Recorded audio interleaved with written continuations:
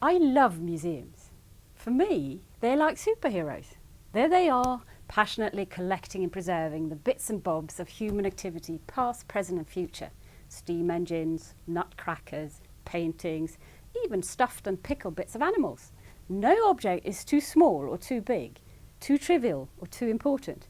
If it exists, then some museum has got it in their collection.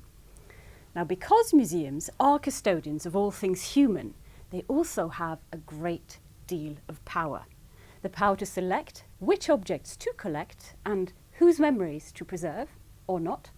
The power to decide which stories should be told or not. In fact, they have the power to define whose voices are worthy of being heard in the great human choir of history. Not only do museums create order out of chaos, they also connect humans across time and space. For me, these are superpowers.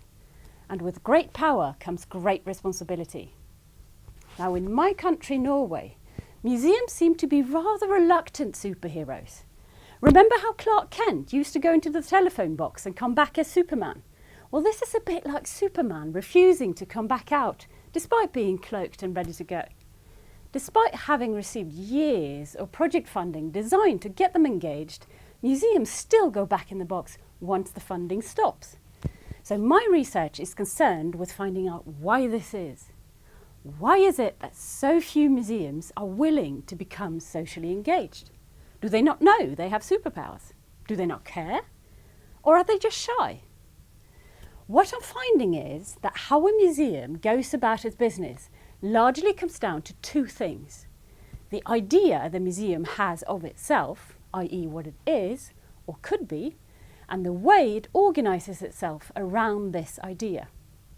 Now, these two things, the idea and the organisation, need to be aligned for the museum to develop and sustain a socially engaged practice.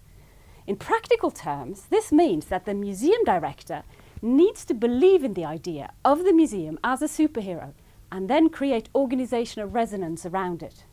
This will enable the museum to amplify its social impact, allowing it to punch above its weight and become a powerful force for good indeed. In short, the first step towards exiting the phone box is for museums to recognise and take on their superpowers. We do need them to create a greater order in a larger chaos. After all, the world is much, much bigger on the outside, and we need all the superheroes we can muster.